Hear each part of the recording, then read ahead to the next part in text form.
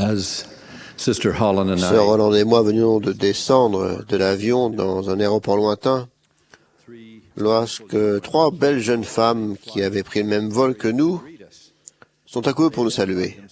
Elles ont dit qu'elles étaient membres de l'Église, ce qui ne nous a pas trop surpris puisqu'il est rare que des personnes qui ne sont pas notre religion accourent vers nous dans les aéroports.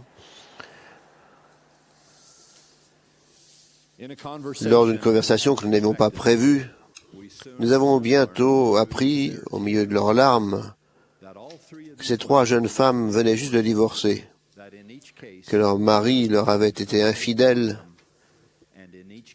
et que la séparation et la transgression avaient commencé par une attirance pour la pornographie.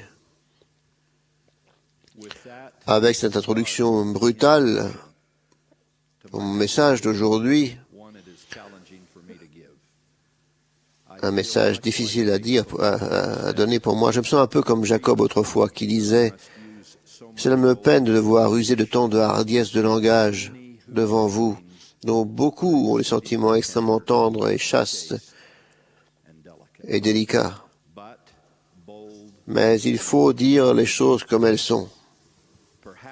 C'est peut-être parce que je suis père ou grand-père, mais les larmes dans les yeux de ces jeunes femmes m'en ont fait venir aux miens et dans ceux de Sœur Holland. Et les questions qu'elles m'ont posées m'ont amené à me demander pourquoi il y a tant de décadence morale autour de nous et pourquoi tant de personnes et tant de familles, dans l'Église même, en deviennent les victimes marquées par cette tragédie. Bien entendu, je connaissais au moins une partie de la réponse à ma question.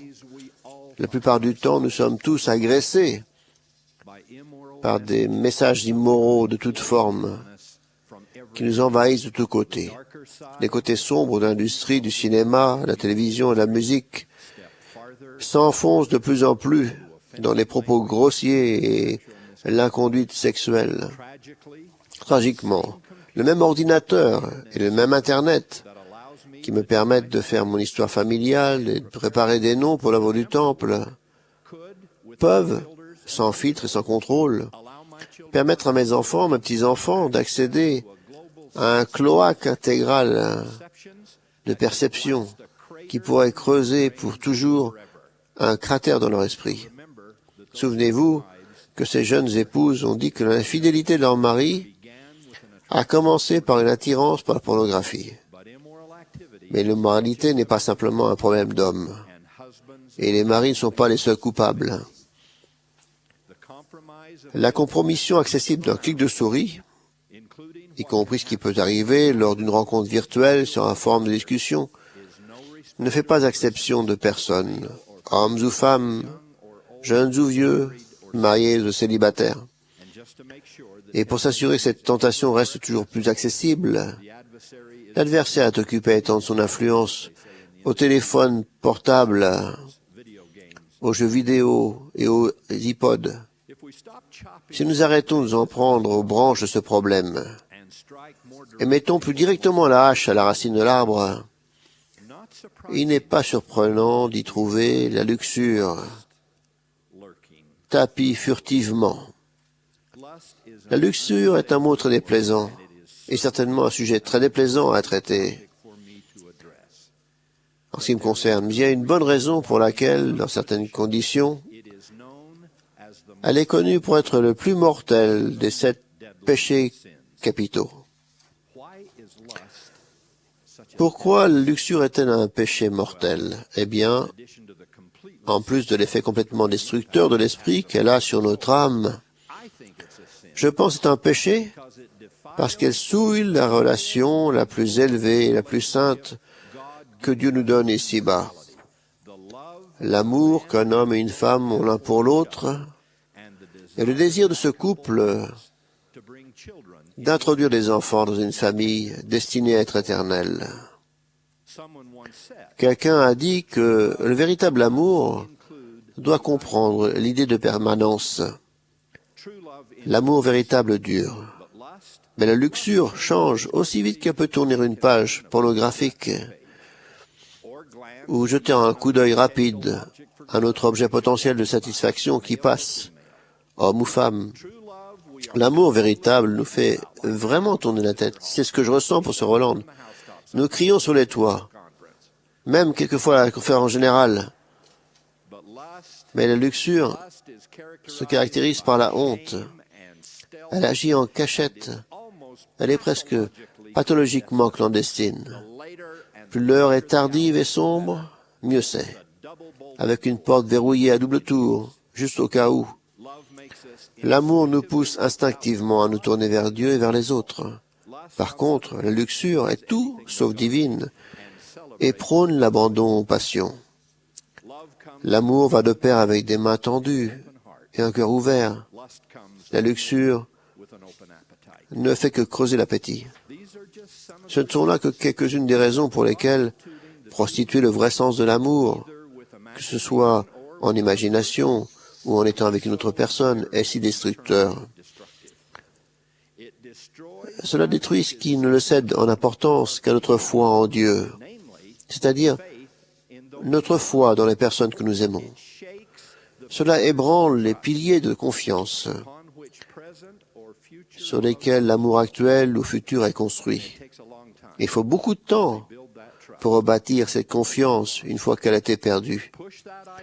Pousser cette idée suffisamment loin, que ce soit aussi personnel qu'un membre de la famille, aussi public que des élus politiques, des hommes d'affaires, des vedettes des médias et les idoles du sport, et nous ne tarderons pas à pouvoir mettre sur l'édifice construit au départ pour abriter les sociétés moralement responsables un panneau disant « Cette propriété est vide ». Que nous soyons mariés ou célibataires, jeunes ou vieux, parlons un instant de la manière de nous prémunir contre la tentation, quelle que soit sa forme. Nous ne pouvons peut-être pas guérir tous les maux de la société, mais parlons de mesures personnelles que nous pouvons prendre. Avant toute chose, commencez par vous séparer des gens, des documents et des situations qui vous nuiront. Comme les personnes qui luttent contre l'alcoolisme le savent, l'attraction de la proximité peut être fatale. Il en est de même des problèmes moraux. Comme Joseph, en présence de la femme de Potiphar, courez le plus loin possible de la tentation. Et lorsque vous fuyez la tentation, je vous en prie, ne donnez surtout pas votre nouvelle adresse.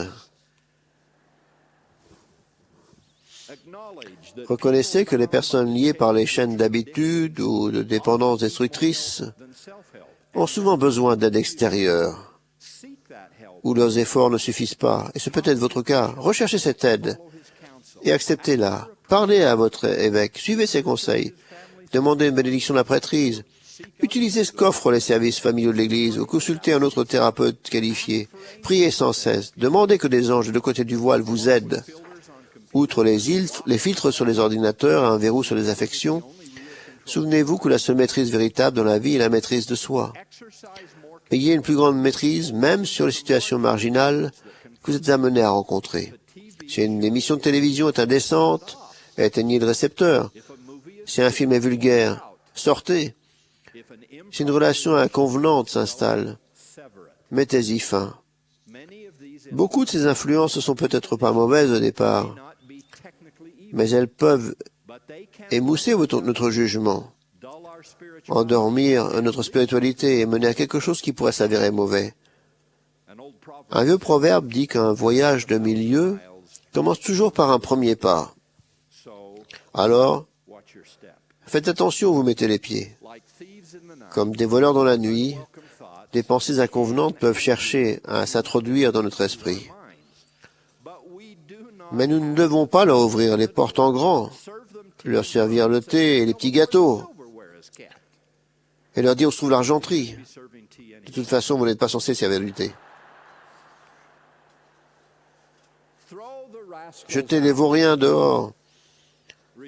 Remplacez les pensées obscènes par des images d'espoir et des souvenirs joyeux. Pensez aux personnes que vous aimez et qui seraient bouleversées.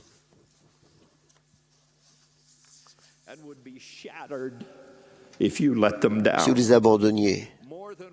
Plus d'un homme a été sauvé du péché ou de la stupidité en pensant à sa mère, à sa femme ou à son enfant qui l'attend à la maison. Quelles que soient les pensées, assurez-vous de ne les accueillir que si elles sont invitées. Comme un poète l'a dit autrefois, la raison est ma volonté. Cultivez l'Esprit du Seigneur et soyez là où il se trouve. Assurez-vous que cela comprend également votre maison, votre appartement, et qu'il dicte le genre d'art graphique, de musique et de littérature que vous possédez. Si vous êtes doté, rendez-vous au temple si souvent que votre situation le permet. Souvenez-vous que le temple vous arme du pouvoir de Dieu, vous entoure de la gloire de Dieu, et que ce dernier commande à ses anges de vous garder. Et quand vous quitterez le temple, souvenez-vous des symboles que vous emportez, pour ne jamais les mettre de côté ou les oublier. La plupart des gens qui ont des problèmes finissent par s'écrier « À quoi est-ce que je pensais ?» Eh bien, peu importe à quoi ils pensaient, ils ne pensaient pas au Christ. Pourtant, nous, membres de son Église, nous faisons serment tous les dimanches de notre vie de prendre sur nous son nom et promettons de toujours nous souvenir de lui. Alors faisons un peu plus d'efforts pour nous souvenir de lui.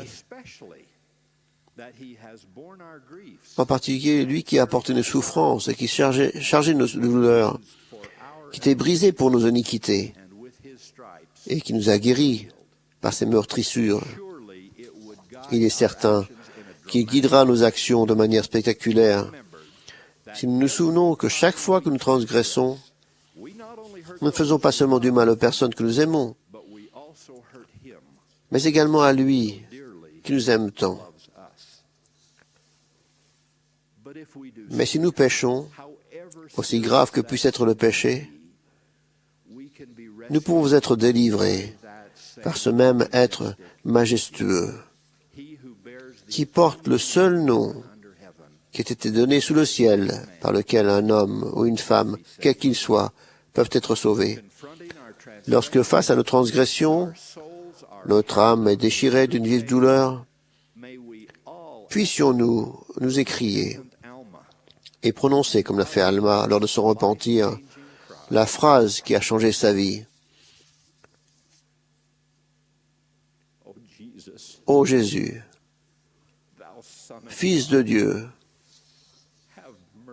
sois miséricordieux envers moi. Mes frères et sœurs, je vous aime. Le président Monson et les frères vous aiment. Chose bien plus importante encore, votre Père Céleste vous aime.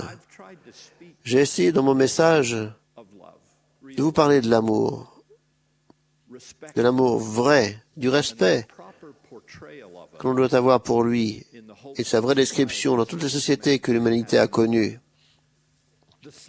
de sa sainteté entre mari et femme, et des familles qu'il engendre, que cet amour engendre par la suite, de sa manifestation rédemptrice,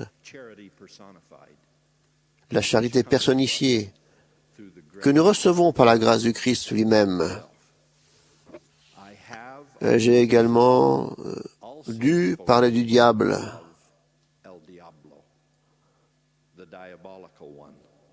l'être diabolique, le père des mensonges et de la luxure, qui fera tout ce qui est en son pouvoir pour fausser, profaner ou souiller le véritable amour, où qu'il le rencontre. Et j'ai parlé de son désir de nous détruire par la même occasion, s'il le peut. À notre époque, lorsque nous sommes confrontés à de telles tentations, nous devons déclarer, comme le jeune Néphi l'a fait à son époque, je n'accorderai plus de place à l'ennemi de mon âme. We can reject the Nous evil. pouvons rejeter le malin. Si nous le voulons de tout notre cœur et de toute notre âme, alors l'ennemi pourra être et sera réprimandé par le pouvoir rédempteur du Seigneur Jésus-Christ. En outre, je vous promets que la lumière de son évangile éternel pourra briller et brillera de nouveau avec éclat là où nous avons craint que la vie ne soit devenue désespérément et inexorablement sombre. Puissions-nous connaître la joie qu'engendre la fidélité à ce qui est le plus élevé et le meilleur en nous, en gardant notre amour et notre mariage, notre société et notre âme aussi purs que Dieu veut qu'ils soient. C'est là ma prière au nom de Jésus-Christ. Amen.